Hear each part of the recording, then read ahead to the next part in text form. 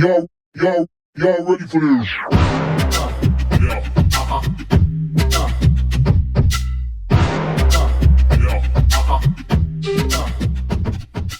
What's up, Bodybuilding.com listeners? My name is Danielle Bitts, and today I'm joined by Gabe Snow. Gabe is a New York City strength and conditioning specialist and performance nutrition coach who focuses on new ways to gain strength, speed, and durability through movement. His programming and expertise promotes control, stability, and pliability with a goal of challenging the body using time under tension techniques. Gabe has an earned degree in psychology with an emphasis in neurochemistry and is deeply embedded in the evolution of the human mind and its abilities to emotionally connect.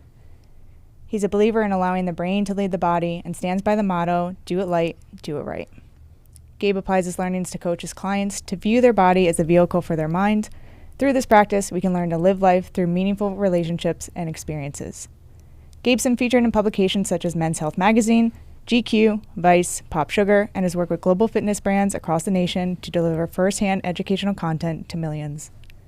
He has a passion for travel and believes experiencing every facet of the earth is a key to staying grounded. Gabe, welcome to the BBCon podcast. We go back quite a few years now, starting, I think, over at Spartan 4 or 5 years ago. Pleasure to have you on today. I'm really excited for this deep dive into your mind. It's such a pleasure to be here. Thank you, Danielle. Thank you, Bodybuilding.com. Yes, we do go way back, multiple brands. It is an honor to be here. Very excited to chat, even though, we have our phone calls that sometimes turn into a solo podcast themselves. So. Yeah, absolutely. We're just going to have to start recording those and releasing them soon. So we have a great episode up for you guys today. We're going to start our first half really breaking down some physicalities here and talking about physical health. Back half will be focused on more mental and emotional health. Really great conversation queued up for you guys. So let's get into it. So we are going to start off with time under tension as our first topic. So Gabe, define the practice of time under tension, the use cases and the benefits, and why this pertains to every level and not just beginners. Just high level explain, the definition is, to create, so our bodies only know tension, right? How we create that tension, whether it is through, like a large heavy load, a moderate load, a small load, that is, the first choice. How are we going to create the resistance? Now, it's up to us, as to how much time we can put under the concentric and eccentric phases. So a lot of times, you see beginners, on a bench press, maybe kind of the first thing that you see where they're just trying to bang out as many reps as possible. Very rarely actually, hitting their full ranges of motion, not understanding how their scapulas work, not understanding that they actually need to lock their elbows out, so they're trying to get as much done as possible, as quickly as possible when, you could create more tension being as our body's a lever pulley system. You don't need to just lift up, one large crate. You can hold one smaller crate and create more time in that lever pulley system to create more adaptation, to tear more muscle fibers, also to confuse the central nervous system so that your body doesn't just get used to, banging out as many reps as possible. So, in terms of how a beginner should approach, I always start with just timed eccentrics.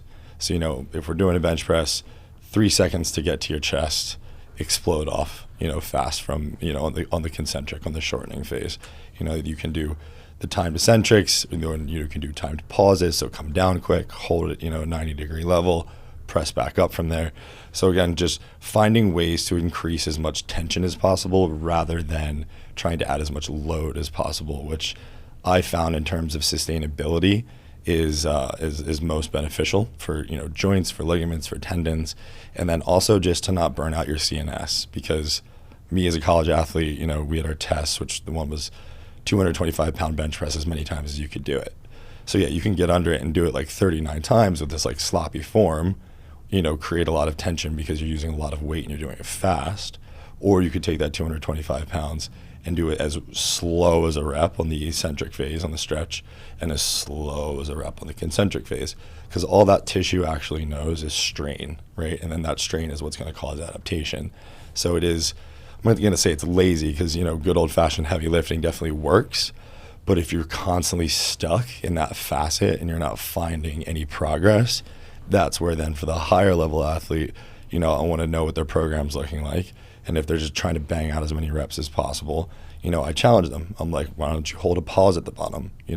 Find where your strength is at your end range of motion rather than, your shortest phase.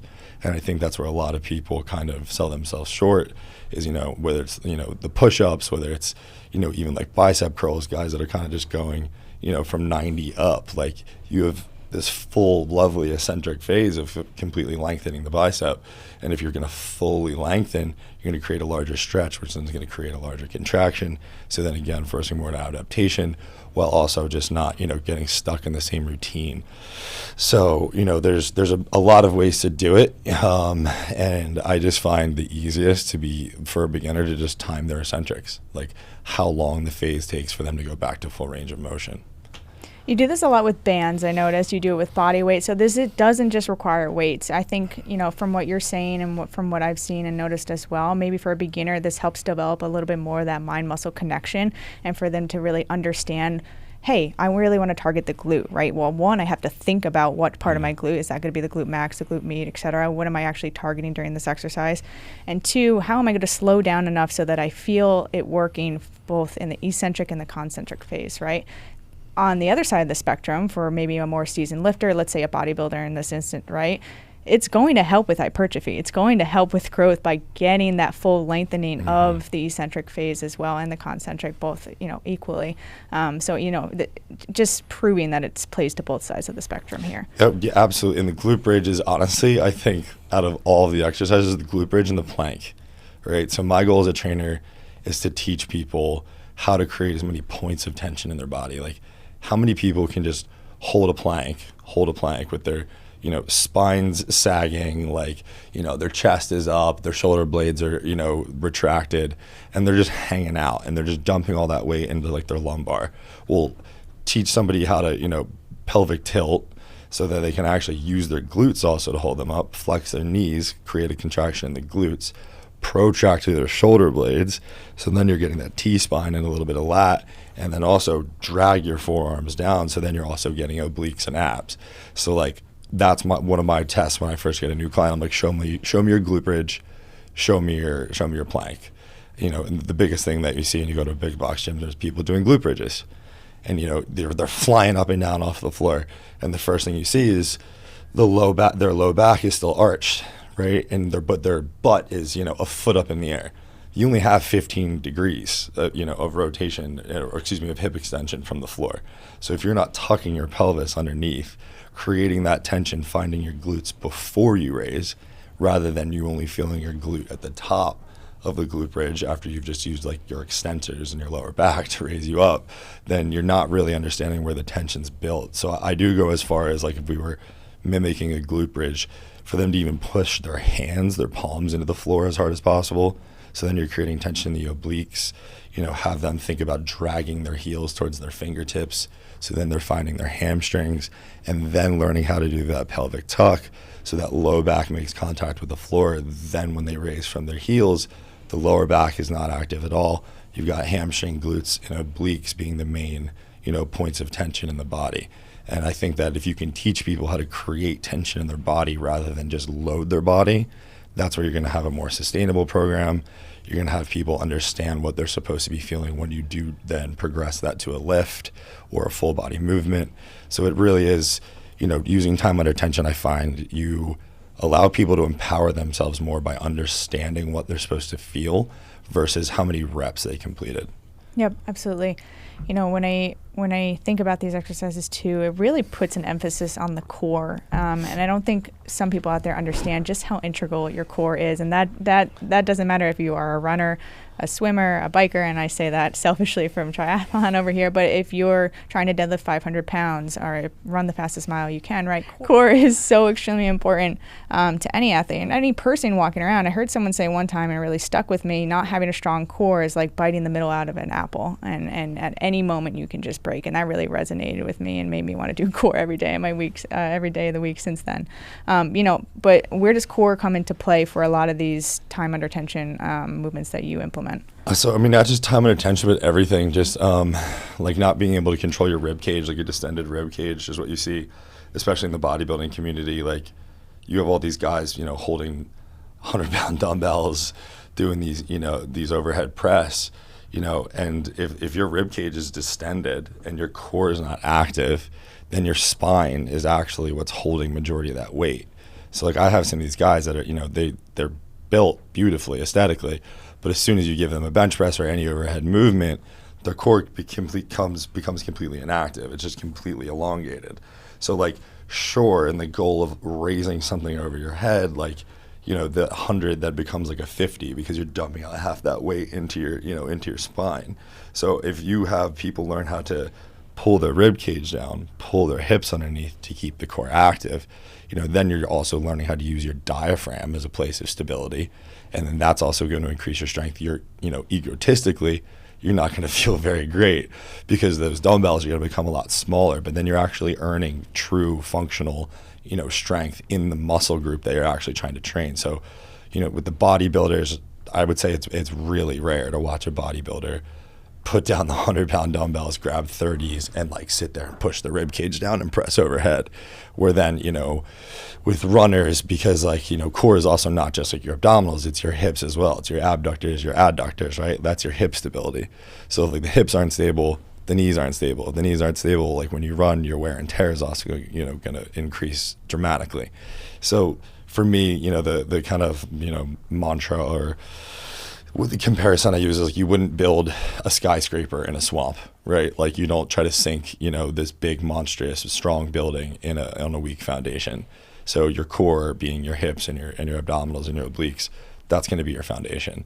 So no matter what you're trying to do in terms of longevity, not loading your spine and allowing your core and your abdominals to hold that tension is just going to keep you healthier. It's going to keep you safer. It's going to keep you, being able to go longer.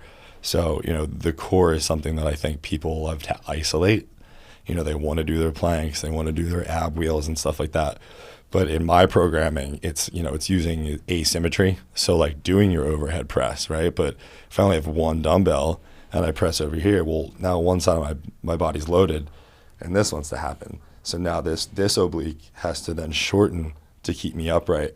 So there's a lot of ways, that's not so much time under tension, but there's other ways like, training asymmetrically to be able to access the core without, just keeping it an isolated side plank or a plank, making it more intricate. That way that the body also learns they can have overhead movement, horizontal pushes and pulls while, keeping the core active. Like when someone does a push-up, same thing. They do their little sway back in the plank. If you can tuck your pelvis, find your abs, and come up as one versus, your chest and then your hips coming up, you're going to be able to do a whole lot more push-ups. Right. Now it's going to, in terms of intention and using your mind, it's going to take a lot more neurological load, which is another thing I say, like training with me, it's more of a neurological load than it is a physical load, because I've seen that you can make equal parts, if not, more progress, just having more intention behind your exercises rather than just going and grabbing a bigger dumbbell or a bigger kettlebell. Same. I always like to use the front squat as a great analogy too. You can load that bar up and you can use your quads and your hamstring, your glutes, and you may be able to get 200 pounds up. If you think about pulling your belly button to your rib cage and really engaging that core, it is going to feel like a completely different exercise, and I guarantee you're going to want to take some weight off when you're doing that. Definitely. And then just with that, like even people just not understanding like femoral retraction, like pulling your femurs into your hip socket, like that's going to come from like your psoas and your hip flexors.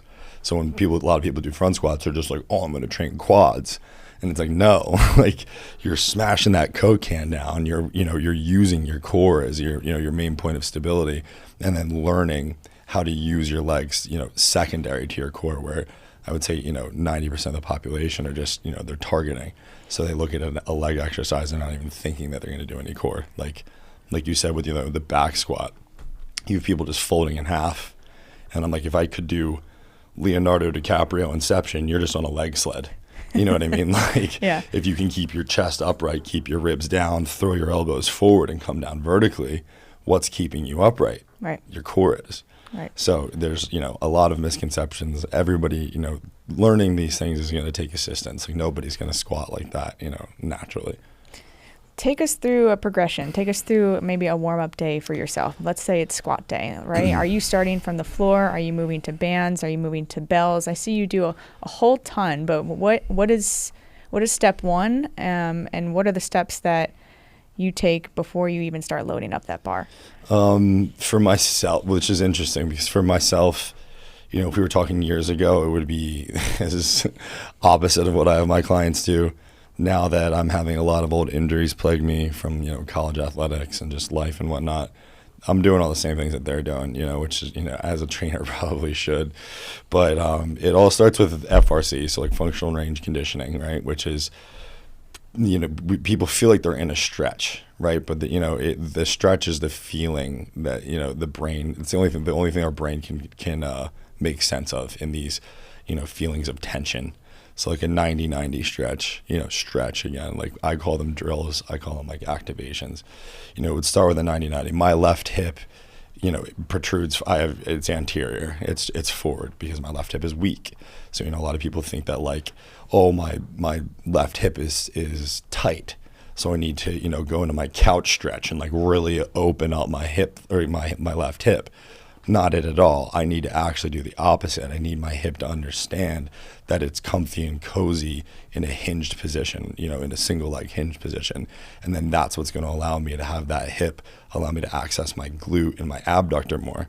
So a lot of the times people think that they're tight. Tightness usually is in essence weakness, or it is a neurological disconnect where the brain says, if my hip goes in that motion, I'm going to create some type of bad news for myself. So whether it's me, it's my clients, it's all on the floor. It's all, I would say, functional range conditioning, which is like the 90-90 stretch, learning where your adductors are, learning how to turn on your adductors and abductors first, putting your hips into a deep hinge. For a lot of people, my first step is always pain mitigation. So if we've got one person who doesn't have very much dorsiflexion in their ankle, and when they squat, their heels come off the ground, or they feel tension, in their Achilles tendon, we're going to work like deep ankle flexion, driving the knees over the toes. Some people do it loaded. I don't really think that you need to do it loaded.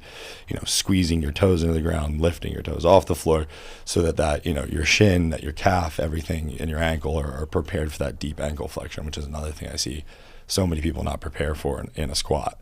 So you're sending these signals to your central nervous system. Absolutely. And just prepping it. Mm-hmm. Yeah, and that's because we don't use these things, like because sitting up and standing down is like the perfect example. Like, how do you sit down? You plop down. Okay, every time you plop down, you just did yourself a disservice to teach your hips how to hinge, lengthen your hamstrings, use your hips to lower yourself into the seat. But we don't do that. We just plop down. But every time we get up, what do we have? We've got a little bit of hip extension and we got knee flexion. So the quads are going. So there's all these things during the day that we just we neglect these parts of our hips and our hamstrings, our posterior chain, that just don't get any love. So, whether we start with the joint stuff, finding hip mobility, if we're talking about squat, a lot of people, it's also shoulder mobility, because people don't have the ability to pull the bar underneath just because, their extension, their shoulders are so poor. And then from there, it would be more like of an activation technique. So like creating stability in the hip, waking up the glute, waking up the adductors, making sure that they're not just going to just be doing knee flexion, just, bending the knees, straightening the knees. Because then all we're really teaching there is, you might as well be in your bodybuilding gym just doing a leg extension. So for myself, because of all the pain, torn knees, torn hamstrings, it's always going to be, accessing mobility first. Then from accessing mobility, a little bit of, isolation, joint isolation, to make sure that I got blood flow in the right places. And then I go into dynamic movement. So that's like multiplanar movement, literally laterally, reverse, transverse, going up and down turf, creating proprioception. So like my body knows where it is in space. And then, getting the heart rate up. So that's where like getting warm is good. And then from there, that's, I'll get into a load, but, using the back squat as a prime example. But in doing that, also making sure that the core is active, so I like to do like a plank, a low plank from my knees, and then creating a hamstring contraction by squeezing my heels towards my butt. So learning pelvic tuck, getting glutes, getting hamstrings on, and getting abs on. Because for myself, those are the last three things that I ever activate. My butt rarely turns on, all quads over here, hamstrings need some love, abs always need love. So that would be like my final kind of move. And then I get under the bar, but it comes with a lot of tedious work, but I back squat 7 days a week and I don't have any pain and I make progress. there's the days when the ego does get there and I'm like, oh, I get to go a little bit heavier today. But I can say I've been back squatting 6 to 7 days a week for over a year and a half now. And that's all thanks to mobility and stability training. Well, the conversation is certainly lending itself to our next topic, which is creating mobile and stable joints. So, first let's talk about the difference between mobility and stability. And if you follow along to our newsletter, The Catalyst, which comes out every Sunday evening, subscribe on Bodybuilding.com. We just spoke about this topic, but tell us in your words the difference between mobility and stability. Yeah. So, I've got my written version, which is joint stability is the ability for a joint to remain in a fixed position and resist movement. Okay. And then mobility is the ability of a joint to move freely through the range of motion. So, stability would be more of like an isometric, holding if you were going to do an RDL, get rid of the weight, get into your single leg deep hinge, right? And then have control over your hip with the adduction, the abduction. So understanding, that the hip is what's holding you up, where a lot of people can't get that hip deep enough behind them. And, they start driving their hip forward and then it's all the quad. So that, the hip stability is what's going to make the knee feel stable. And a lot of people have knee pain and a lot of people have lower back pain. And in my case, 80% of that is all coming from either weak/tight hips. We don't have nearly as much of a neurological response in our receptors and pain to our hips as much as we do our lower back, just because of all the nerve endings there. So the amount of people that come in, oh, I have a bad lower back. It's like, no, you don't have a bad lower back. You have weak hips that neurologically don't know how to move. Because if you don't know how to hinge, if you don't know how to get your hips behind you, you're just trunk flexing, just folding in half. Those extensor muscles in your back are not built for that. So of course your back's gonna, light up. So I combine the two. I would say I start with the mobility, right, which is getting people neurologically to understand, internal, external rotation, whether it's their shoulders, extension, flexion, protraction, retraction. And if you're listening to this instead of watching it, Gabe is doing some superb demos. So tune into our YouTube for the visual. Yeah. So, people, that's, just a row. Like, how many times do you see people take a row and they've either already started retracted and they're just doing a hammer curl and a shrug, right? You're not going to be able to understand your own physiology unless you understand that where the lat starts from a protracted position and you're actually retracting the shoulder blade in order to activate that lat and scapula to then bring the elbow back. So that's where, a lot of people I start with protraction and retraction on the floor. Then, if we're doing a push-pull day, because in essence, a push and a pull in terms of your scapula are the same exact thing. It's just where the tension's coming from, right? So if I'm pushing the weight, I'm going from retracted to protracted. If I'm pulling, I'm going from protracted to retracted, where so many of us, we don't, finesse with our skeleton. We just pull it or push it, and then you're getting half of the rep and you're not getting any of the neurological benefit for your scapula, your shoulder blades to actually learn how to move things with your skeleton. A lot of us are just how do I make the muscles bigger, Right. faster?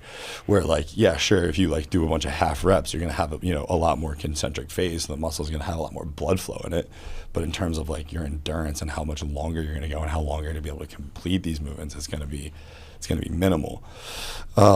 So yeah, for then moving from shoulders to spine, so we've all been taught this flat back thing, where good posture is upright, and as long as you can hold that, you have good posture. And then in lifting, keep your back flat.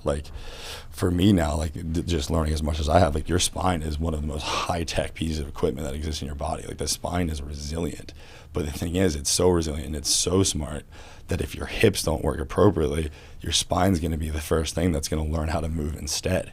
And that's why people have a lot of back issues and these lower back issues, because what's connected to your hips? Your lower back. So if you can't move your hips appropriately, your spine's going to try to do it. And that's when all those muscles, your QL and your labrum, your QL and your extensors are going to go to shit. They're just going to be overused and overworn. So QL is going to be the exact one I start calling out. Like, a lot of people don't realize that QL is one of the only muscles in the body. Is it the only muscle in the body that extends upper to lower body? So if your hips are out of whack, that is attached to your spine, and you're gonna feel pretty unhappy if that's happening. I think it also comes from people just not understanding that there is a difference between a mobile and a stable joint. And Totally. walk us through the skeletal system in terms of a mobile versus a stable joint. So yeah, I mean, like that's, for instance, like what I just talked about, like with my hips. So like me playing football, my left hip, again, being, not hinging, not having, proper external rotation or internal rotation, served me in my sport, because I was an outside linebacker, defensive end. So all of my body weight was on my left leg. So all that leg ever was served as was a platform for me to push off of. But then if I had to make a lateral movement, it always had to be off of my right leg. So my right hip, in terms of like internal and external rotation, moves significantly better. But if I'm going to sit there and hold like a single-legged hinge, all those years of just leaning into my left hip has now created, in essence, a more stable joint. The joint isn't stable in its correct, range of motion, but I can hold the weight there much longer because that tissue integrity is now built more for holding in one place. Where my right hip, if I'm going to step off of a curb or jump off, to like do a layup for a basketball, this one knows how to get out of the way. This one knows how to move. So it also sometimes, it does come down to like people's like dominant side and non-dominant side, and just that neurological pairing behind, if I tell you to go reach for a door, you're going to reach with your dominant hand. You're not going to like slowly reach across with your left hand. So, a stable joint does have the ability to resist more force, right? But that also doesn't mean that its end range of motion is going to be the same. So, if we use like, shoulders, for instance, like maybe I can internally rotate my right shoulder much more than my left shoulder. But if you push against it, it's not going to have as much stability in that fixed position where, with my left shoulder, which is the case, not having any ligaments left in my AC joint, my range of motion's limited. But now I've had to learn how to build strength because I don't have mobility in this shoulder. So now this joint is in essence stable, but it doesn't have the full range of motion. And the big thing with training is like you want to have both. You want to be strong at your end ranges and at your shortest range. But a lot of people don't understand that joints, internally rotate, externally rotate, abduct, and adduct. So if you're just kind of skipping those points, you're not, your strength is no longer functional. And that's what you'll see, people who use machines, for training versus people who use free weights.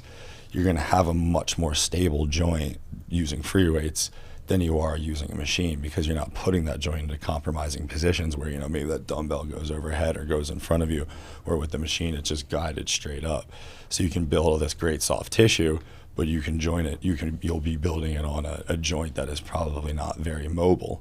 And, that's why when you take these bigger guys who have a lot of muscle mass, the joints are in essence stable because they have so much soft tissue around them to protect them.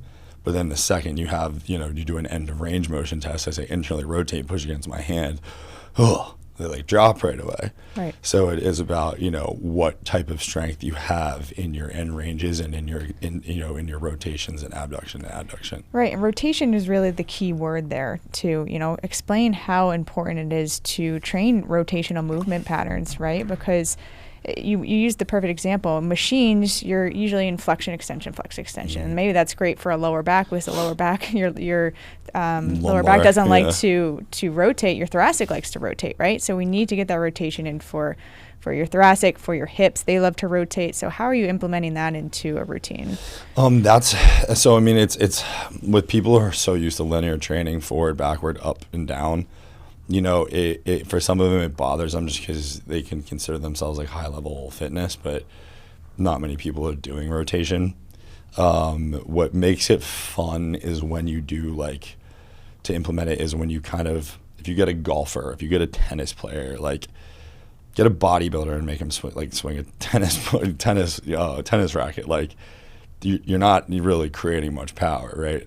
And that's where understanding that your body is not just made up of separate muscle groups, that it is one organism that works together, and you can't turn your body into a whip, or if you're gonna throw something overhead, unless you learn how to rotate, flex, and extend flex and extend your spine, you're not going to be strong. So teaching people that, whether the client is more like strength performance driven is like a lot easier, because it's like, let's see how much of a whip you can turn your body in so you can see how far or hard you can throw this med ball, or how much, better your golf swing is going to get, or how much better, you can swing a racket, stuff like that.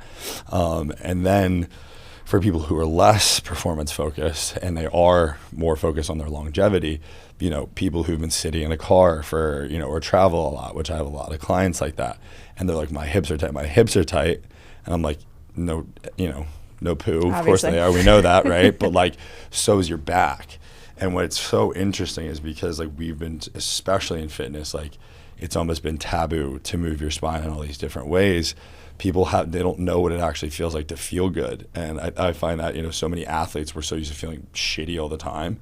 So we don't know what actually feeling good is. And like for me specifically, like as soon as I learned how to implement spinal rotation in my training, I mean, everything became easier, because like whether it's a single arm press, you're going to your bench press, like just having, your shoulder blades, understanding that they can rotate so much further behind you, you're increasing, your ranges of motion, you're feeling better about your training, but then just overall, like in your body, because you don't have this systemic, issue going from either your shoulders to your spine or your spine to your hips, it's keeping you less hesitant. And like I said, so many people just don't even think or function or think to increase function of their spine until it's like, oh no, I can't do that, I have a bad back. Right. Where in theory it's actually going to help with injury prevention. It's going to Exactly. and it's going to prepare you for those moments where you do need to move fast. You need to be on your feet, especially here in the streets in New York City, like you and I both know very well. And stepping off a curb, like when a car is coming, right. Exactly. And your hips are pointed this direction, but your body needs to move that way. Right.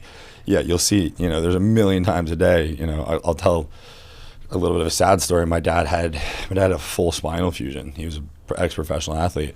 The guy was built like an Adonis. I watched him throw a Coke can out one time, literally slight rotation, hips in the seat. And this guy, like, he did not show pain, and he grit his teeth, sat there, gripped his his own fists for like 15 minutes because he went into a full spasm just from a slight rotation. And that was 2001.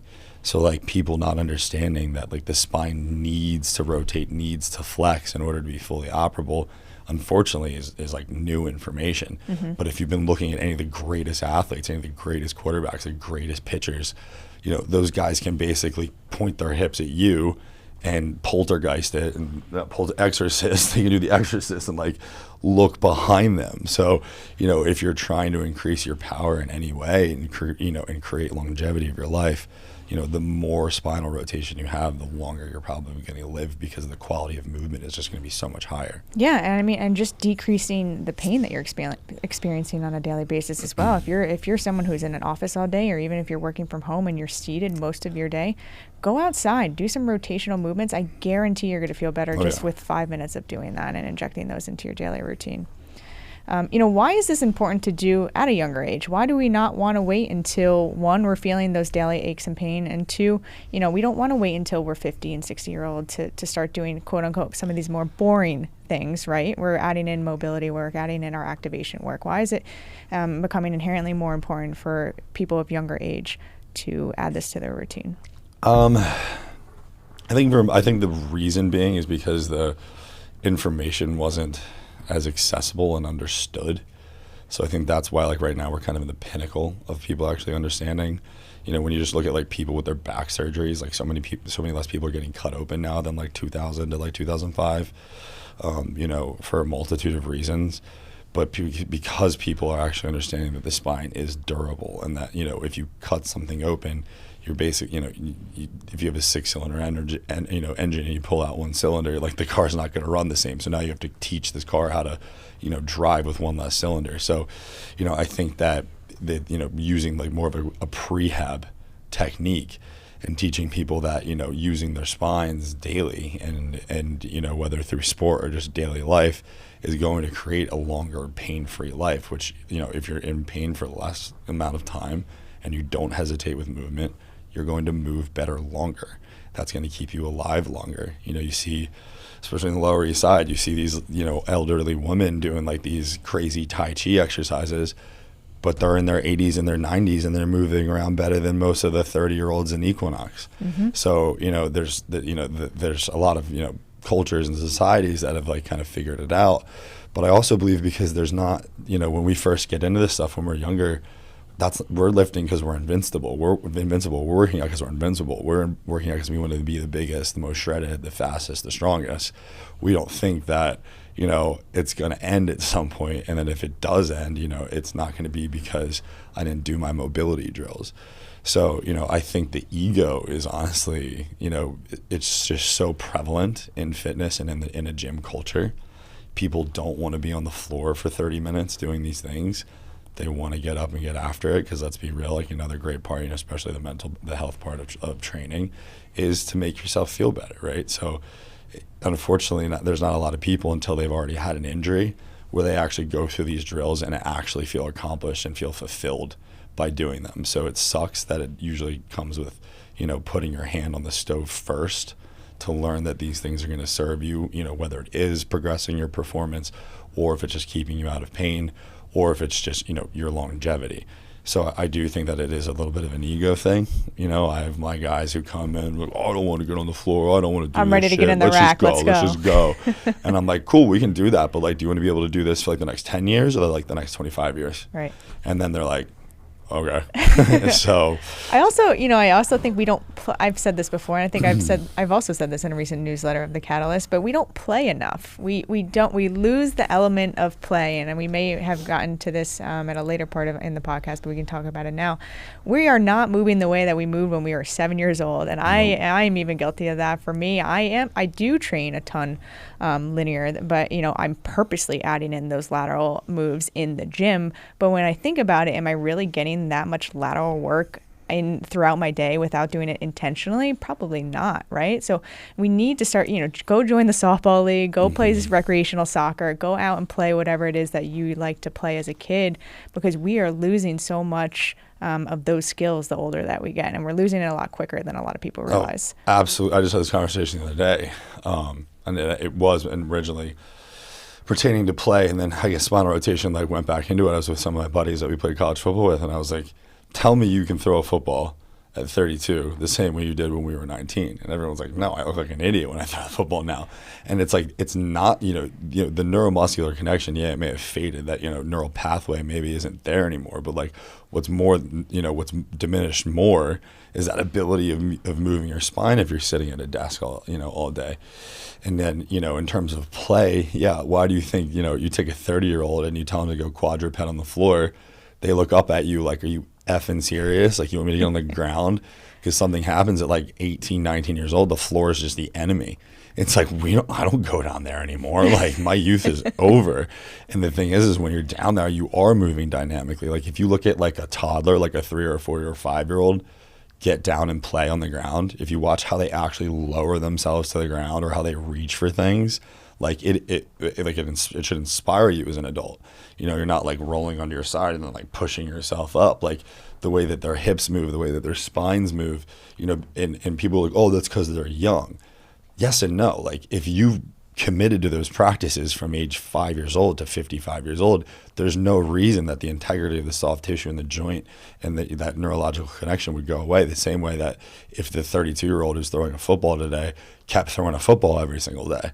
We graduate college, we stop playing our sport, or if we stop playing as kids, those pathways no longer need to exist.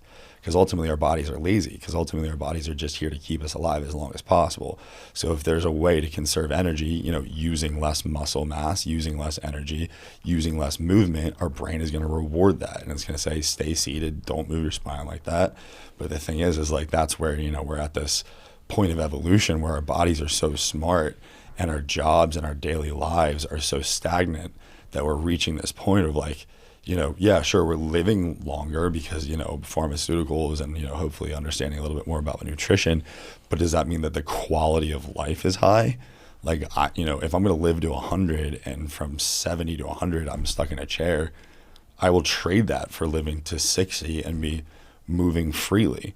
So, I think that there's just a lot of things that go into play as to whether it's we're not playing anymore, we're so work obsessed, so work driven, maybe, we're a little shy and we don't want to go join the softball team, but, play is the first thing that, is going to put your body into multi dimensions in terms of movement. And, that's why training with people like me and a lot of the people I work with, it's like, I don't care if you're doing a bodybuilding show, like you're doing a lunge with a rotation, like, you know what I mean? Like you're moving your spine.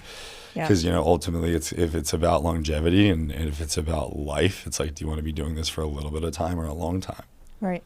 We're certainly not naive to the fact that yes, wear and tear on your joints happens. You're not going to be able to be the All-American quarterback that you were when you were 18 when you are at 60. But can you come pretty close? Probably. Between nutrition and recovery and the movement patterns that you're instilling to your programming, you can kind of stay right there. Your energy levels may decrease, etc. But I don't think we're giving ourselves enough credit, especially in this country, as we age. I think we've already started topic 3 for today, but decreasing pain through mindfulness and movement, whether this is dealing with acute injuries or chronic pain. I think you touched on it before, people saying, no, I can't run anymore. My knees suck, or, no, I can't get on a bike. Are you kidding me? I just was in a car for 6 hours. You're like, no, that's all the more reason to get on a bike, Exactly. Loosen that joint up. Right. So break down how you approach both sides of the spectrum there, and how the brain plays a crucial role in healing, not only for acute injuries, breaking a pinky, right. or, dealing with, chronic back pain that someone's, on the brink of going to that surgery. How do you say, hey, let's take a step back here and figure it out through movement? I mean, that would be, and I could go like so deep dive on the tangent just because like I work with physical therapists and I've seen so many doctors, and like I just had a crazy shoulder injury, and I hate to say this and this might catch some flack, but like I think we do live in a society, whether it's doctors, surgeons, and a lot of physiotherapists, like and our food, everything, this country, because of insurance, they want you to stay sick. They want you to stay in some shape or form, in need, in some form, with an ailment, to believe that you need to keep buying, whatever it is, your joint supplement, your painkiller, you need to come back for your ultrasound and your little stretch session. Like, that is the way that a lot of the industries work in our country, we have an obesity problem. Okay, like let's just invent a drug that, plays with your, insulin and blood sugar levels rather than us just fixing and teaching nutrition. Like, so the quick fix. And then I think also just like a lot of people want to have some self-limiting belief in like a bit of like a victim case but that's what we've been taught, like, especially when it comes to PT, like, you sprained your ankle, put a boot in it, don't walk, don't use it. Like that was the old school way of doing things. Well, what happens when you stop using it? You're losing your mobility, you're losing your rotation, you're losing the integrity of the soft tissue surrounding the joint.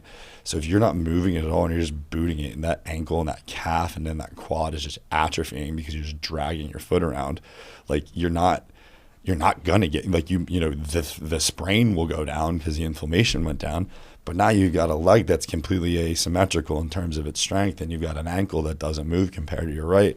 So now you're working with some severe asymmetry and overcompensation, and then that's just going to lead, it might go from the ankle and that's just going to go to the knee.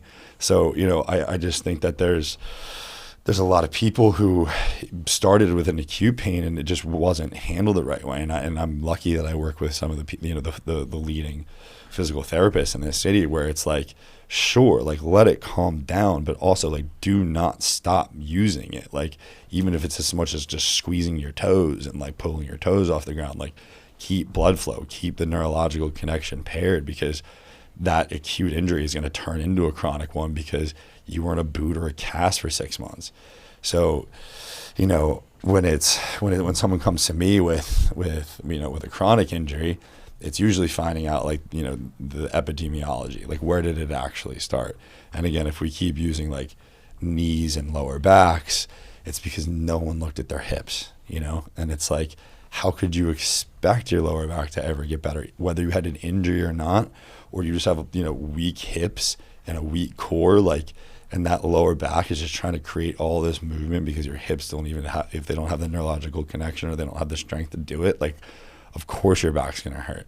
So I can't tell you the amount of people, and this isn't me like tooting my own horn, but like guys who were like 29 to like women who were 56 years old. I've got one incredible client. She was like Phantom of the Opera, Cirque du Soleil, New York City Ballet, like incredible athlete, but has one hip that causes her QL pain. And then if that, driving, traveling, if the QL goes bad, then it makes its way down her knee. And it's because her left hip does not hinge. It just doesn't hinge. Like her left glute doesn't activate. The glute doesn't activate because it doesn't think that the integrity of the hip is going to put it in a safe place. So like that's somebody that like has all this systemic stuff who she's doing, whether it was medication, whether it was acupuncture, whether it's massage, like that's a chronic pain. Whether that existed from, an acute injury, we don't really know, her having such an extensive dance career, but like she gets to the point to where she's like, I'm just going to go in for surgery and have it cut. And it's like, but when you do that, then guess what happens? Same as the boot on the ankle. You don't use it, you don't get blood flow. Yeah, you do your PT, but like you're starting even further behind. So like if we can find a way for your brain to become desensitized of putting this hip in the proper place, not having an impingement, and then strengthen the glute, strengthen the abductor, adductor, so that this thing feels comfortable moving, then guess what happens? The QL pain goes away, the lower back pain comes away, then the knee pain goes away. So that's somebody I've been working with for not even 2 years now. And, this was a chronic pain that she had, she's in her 50s. She's had this since she was like 30 something. Especially something like the hip as well. I mean, that's just, it's not a path you want to go down. The amount of work you're going to have to do to quote unquote, reignite those glute muscles, create that connection again, get those firing properly. The glutes are just such an impressive system that you have to work with 24/7, totally. Right? So to get those turned back on is such a hard job. I know it because I experienced it, and same thing, the amount of people that I can recall that are so quick to go into I'll say low back because that's probably the biggest one that we see across this industry. Mm-hmm. Because they're trusting the physicians that they're working with. And I think that's also part of not the problem. I'm not going to say it's a problem to trust your physician. I'm going to say that as a healthcare system, we need to do a better job at educating people, not only for things like nutrition, but also how they need to move their body. Absolutely. And why are we not recommending them to not only a physical therapist, but physical therapists that can teach them other ways to alleviate these pains and take things a step further than just the standard 6-week protocol, right? Totally. Go take PT for 6 weeks. If you don't feel any better, we'll go into surgery. There's got to be more of an elaborate process that's put into place. Just backputting on that is like when you get these people, they have poor hip extension or shoulder extension. I don't like that one. I don't want to do that one. Probably because it's exactly what you need to be doing. Right. So, and I think that is just the hard truth that a lot of people are afraid to face.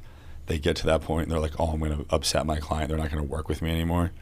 Luckily I've been at a point to where like, my clients have the trust and rapport with me where I'm like, let's just try this. Because like, it's the same as like, we get into our personalities. Like you get into a new relationship and like, so you got some trust issues from your previous relationship, right? And like, you don't get a phone call for like a day or two and you immediately jump to conclusion like, I'm not doing this, I'm not supposed to be in a relationship. It's like, no, be in the relationship, but work on what it takes in order for that chronic pain or that acute pain, whichever one, how you're feeling in that moment, work on that to be able to become regular and normal and copable and functional. So, anytime I have somebody who's like, I don't want to do that one. It's like, okay, we don't have to do that one, but let's do a regression of that one because that tells me if your brain, conscious or not, is saying not to do something, it's probably the exact thing you need to be doing. And what that tells me too is that individual may not have ever been taught to work through pain, right? They were taught or they have developed the behavior of, this is painful, I'm going to stop. Now there's different levels of pain, of course, we're sympathetic to that, but there does come to a point, and I think if you are someone who has an athletic background, maybe you're kind of used to working through those areas of discomfort.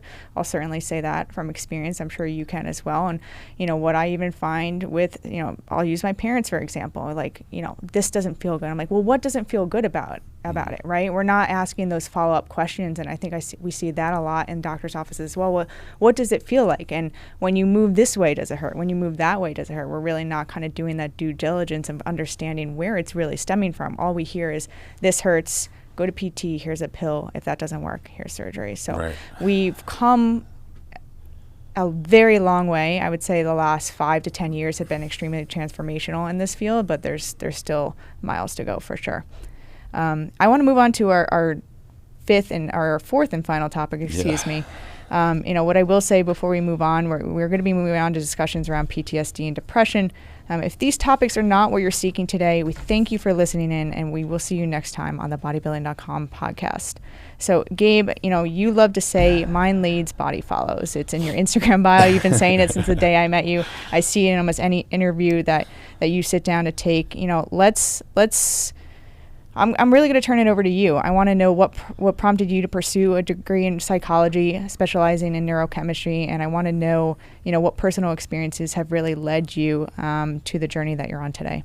Mind leads, body follows. That's been my mantra in a lot of ways. It almost with people that didn't want to warm up so much to the vulnerability and psychology end. It was more just like, do it light, do it right, form-based fitness over just like, crushing your body, like having intention with your mind and then allowing your body to follow that. But that's like scratching the surface. But for me, what mind leads, body follows is that, like, as somebody who's a competitive bodybuilder, as somebody who grew up borderline morbidly obese, very overweight, 275 pounds in college, and never looked the way I wanted to look, I had to find solace and peace and self-respect and confidence in my process. And, so many people are obsessed with, if we're going to call their journey, like, climbing the mountain to the sunset, right? To see this great sunset. Well, what happens when you get to, the top of the mountain, you get to the peak and the sunset's got clouds and overcast in front of it? How are you going to feel then, right? So, like, if you don't find joy and confidence and efficacy in the climb, right, what's getting you through the climb is your mind. Like, if the sunset is that dream body that you wanted, like, in my history, like, it doesn't make a difference, what that body looks like, how low your body fat percentage is or what you think you're supposed to look like. Because if you don't build that efficacy on the way there, like, you're just the same insecure person, or you're the same person that's still in search of something that still has a hole, who now just like looks a little bit different, So, like, if the brain is not happy, if the brain is not pleased, it doesn't matter. The body is never going to be able to overpower your mind. So, like, if you can't find, success in your day-to-day process versus your outcome, like, you can take it as far as you want.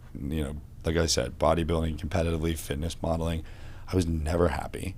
I was never happy once. I always could have went further. I always could have been more lean. I always could have booked another job. Like, the body dysmorphia, whatever you want to call it, it stuck with me from forever. And majority of my existence was becoming all the things that I didn't have in childhood. Like, I needed like a father figure. I was the only overweight one in the family, so I had to lose all the weight. I was always expected to be, a football player, and my dad was an NFL player, So it was always all these outcomes, that I had to get myself to for me in order to feel good about myself. And that's what I find so much with so many of my clients. I just have to lose 15 pounds, like, what happens at 15 pounds? Like, do you like sprout wings and you can just fly like into the heavens and you just feel great? Like, no, then that's why then I kind of lead with the, the questions of like, what happens at 15 pounds in your mind, or why 15 pounds? And like, well, I was 15 pounds less on my honeymoon.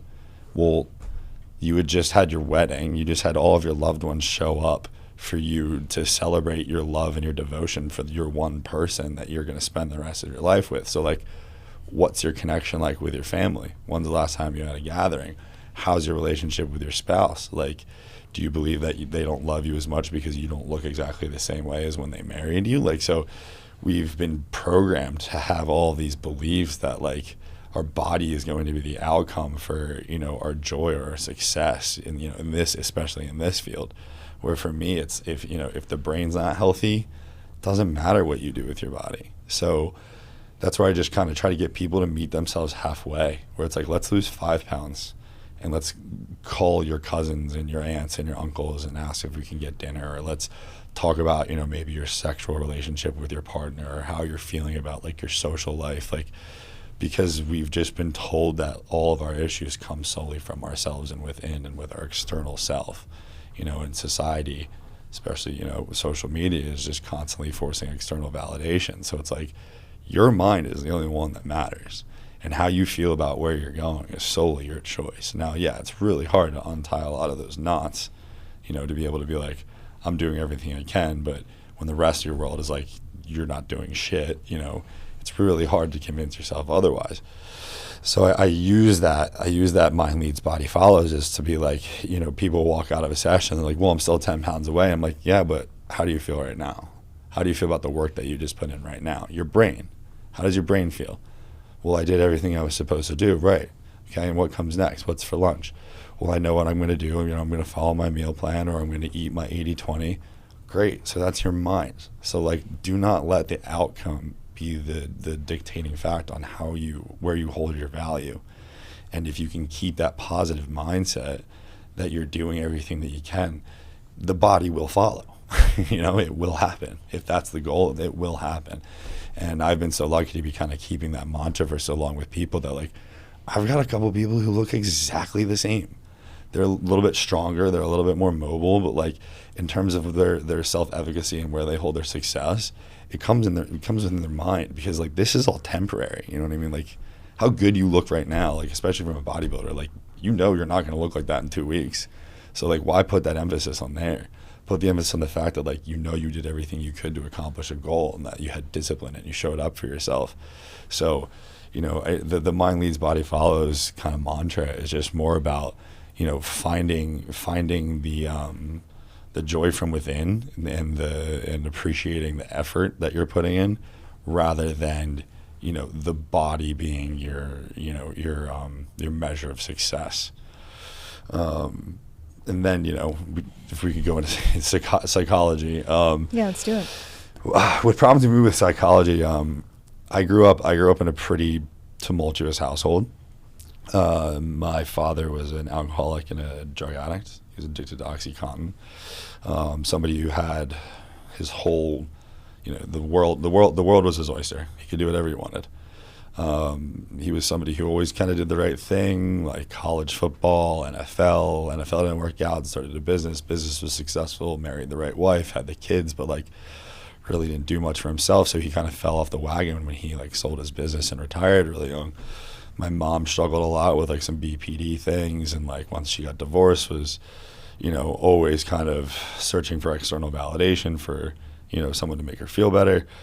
So both of my parents, I kind of took a role as like a caretaker, like really young, and kind of learning how to be there for them, which, has made me an incredible trainer and coach, is because I know exactly how to put someone else's needs before my own, and in order to make someone feel safe and heard and and understood in these moments. And when I was in school, I was playing football in school, and I'm ADHD and couldn't find a major that worked. And as soon as I got into psychology, we got into like paired associations and the way in which fear is created and the way in which doubt is created in our minds, and the actual like neurochemistry that goes behind just thoughts and actions. I became obsessed because it allowed me to make more sense over my childhood and myself, and for a long time it wasn't so much me, it was more so about everybody else around me. So what led to the psychology was just this obsession of like understanding, me. I was definitely like addicted to fitness, mainly through football, but then I quit football, and then the fitness became an even bigger outlet.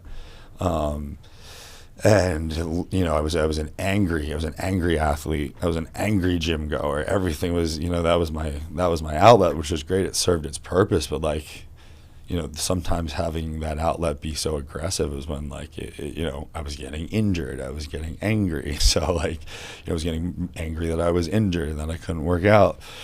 Probably overtraining, just trying to chase something out. Yeah, just eradicating the demons and trying to subdue the anger. And whether it was, before it wasn't taboo because I had football, so it was like, oh, I was just training for football. Well, then when I quit football, and the training didn't stop. That's, I went from a 275-pound defensive lineman to a bodybuilder. Like, so then I took it even further. Like, then it was, okay, well, I grew up in a household that had no routine. I never knew where the next meal was coming. I never knew if my parents were going to be home after school. So then I'm in college, and it's like I can cook all of my meals. I can measure all of my meals. I can know exactly what my workout's going to be. I'm going to know exactly what I look like. So it became a sense of like OCD. Well, you veered to the completely opposite end of the spectrum. Yes. Yeah. Where I had no control growing up, I knew that control was going to give me peace. And then that was like, towards like my senior year of college. And it was just like learning all of these things were helping me make sense of them. But now you can make sense of everything, but it doesn't necessarily mean that you're going to change anything. So it wasn't really until like getting into personal training where like most of my healing actually began, because I'm encountering all these people with these different minds and their different ways of thinking. And I became fascinated with getting to know these people like interpersonally, not just, and training with me is not just, it's not just a 1 hour, we're lifting, we're sweating, it's deep chat, it's talk therapy, it's whatever, the client needs it to be. And in understanding, all of these, like we all have holes, we all have these, these insecurities. And that's like the most beautiful part about a gym is like everyone's coming in because they're insecure. Like the gym exists because people are insecure, whether they're like afraid to die young, whether they're getting a revenge body because they're insecure about a breakup, or they're just trying to, some people that are just, I just want to be better, I just want to move better, I don't want to be in pain. So psychology, someone who's seeking therapy and someone who's coming to training is like, it's just a vehicle in which that you're trying to get there. And that's where like I'm all for therapy, I'm in therapy, I'll always be in therapy.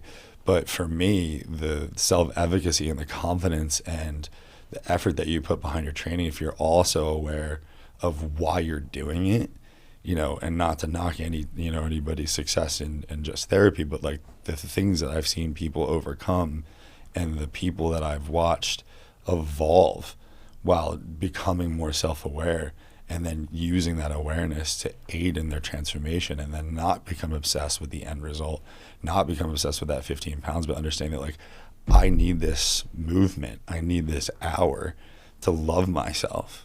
Because a lot of times when we're in therapy, it's just we're talking about what's wrong with us, and you don't get that ability to like rebuild yourself back up unless you kind of take that after you leave. And with training and psychology compared together, it's like you can do that if you have intention and you understand why you're in that room. And that's where the obsession with psychology and the obsession to the human brain all really began. Not so much with just studying it, but watching people kind of unveil their vulnerabilities, and then also use training as a vehicle to overcome it. Yeah, it's so profound that you've taken really years of the experiencing that you're describing, and you've been able to apply it with what you're doing every day, and you've applied it at even in FitUps with what you've done over there. If you want to tell people about what you've done over there, I think that's tremendous as well. But it's a testament to you as a person, and really resiliency, I think is the best way to put it as well. And I don't think people understand how resilient the human brain really can be. But take it one step further, I don't think they understand the work that probably has to go into, looking back at years and years of, let's call it trauma, right? And taking that not only to use it for good, but also, to channel that in healthy coping ways.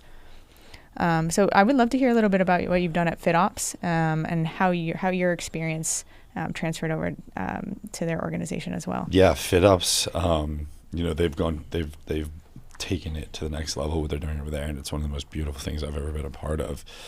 It was one of the only times in my career that I ever showed up to something nervous. I was like, I know my stuff, like I know I can do this, but like this is a lot different because these are some of the toughest dudes in the world. You have all these Navy SEALs, ex-Marines, ex-military who have been struggling with their own PTSD, and they've been struggling with their own addiction and alcoholism, and as far as they know, they're coming to a camp to get like trained by celebrity personal trainers, gain a certification so that they can become repurposed and get put into society in terms of finding jobs and whatnot. And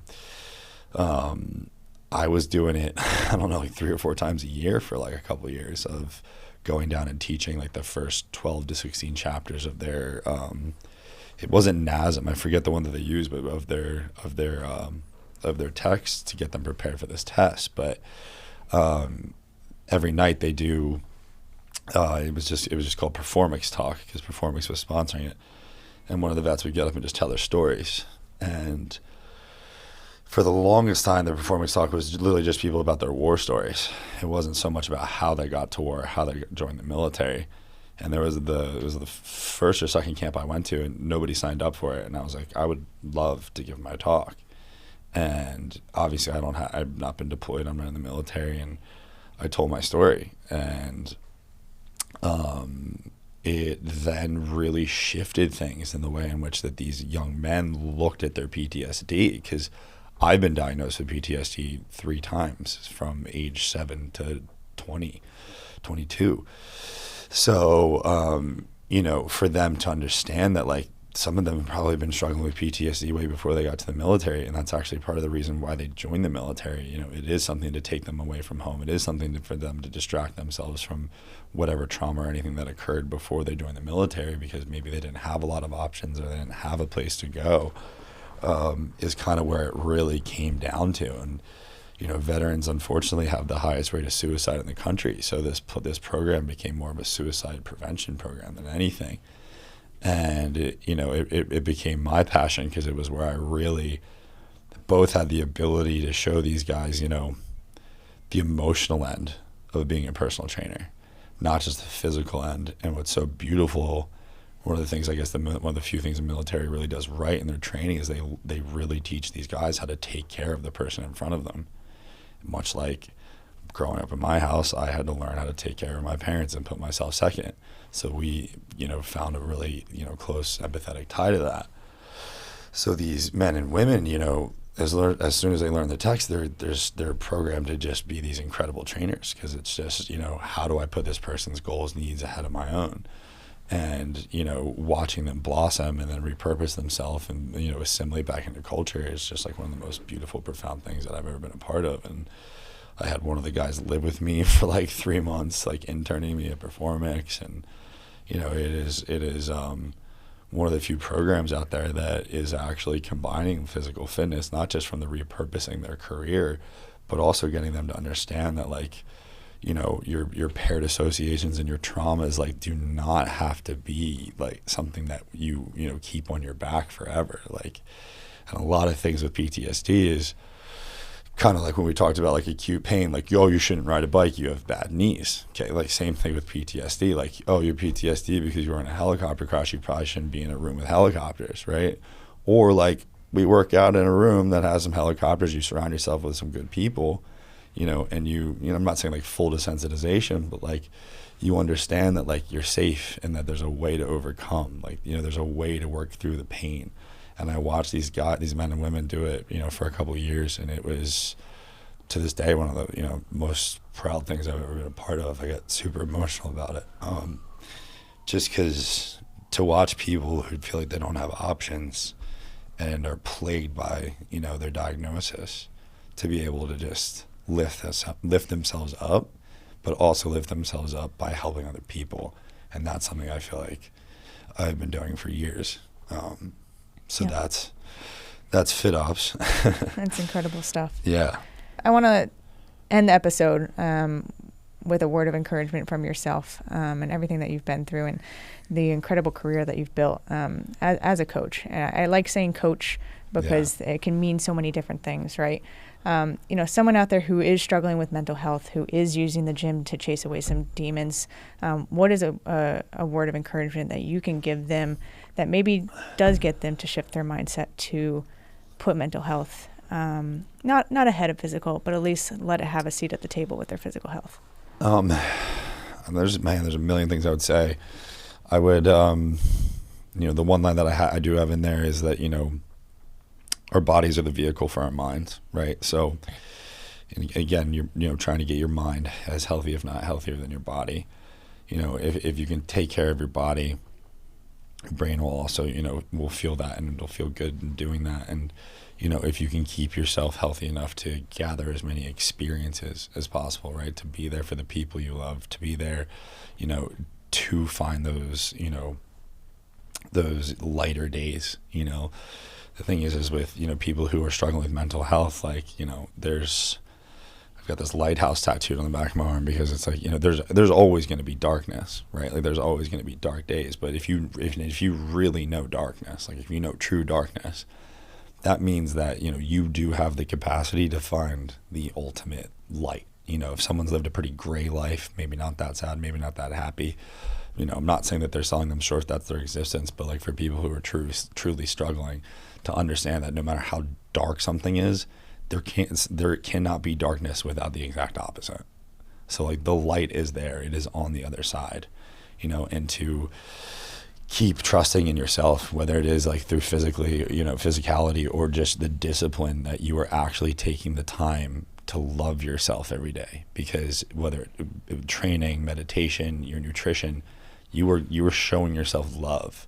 And I think that a lot of the shift that I try to get people to take is not looking at these as things that I have to do. Oh, I have to do my diet, I have to do my meal prep, I have to work out. Like these are things that you get to do. Like you get to do this. You get to show yourself, show yourself love, give your body love, give your mind, an hour that is solely devoted to yourself. And that whatever you do in that hour, so a lot of times I'm like, it doesn't matter how many reps and sets you did. Like, did you spend an hour solely devoted to yourself? Like, how many people do that? Not enough. So, getting people to shift their focus from the end result of what, they're working towards, and understanding that like every day that you show up for yourself, like that is the win. You gather a lot of wins, and then, hopefully the outcome comes. But I'm doing my best to get people to just not completely forget what their goal is, but to focus on, consistency is a superpower. And if you keep showing up for yourself, and you keep showing yourself light, and you give yourself grace, to be upset, to feel things that you're struggling with, rather than running from them, and rather than neglecting them, that's beauty. And, so many people, like I said before, like I used to lift angry, and, it wasn't a good lift unless I left completely drained. But like now I use it more like a meditation, where it's like, well, I'm working out, but why? Not just because I want to be healthy, not because I want to keep my body healthy to experience more things, but so that I can have something to offer myself every day.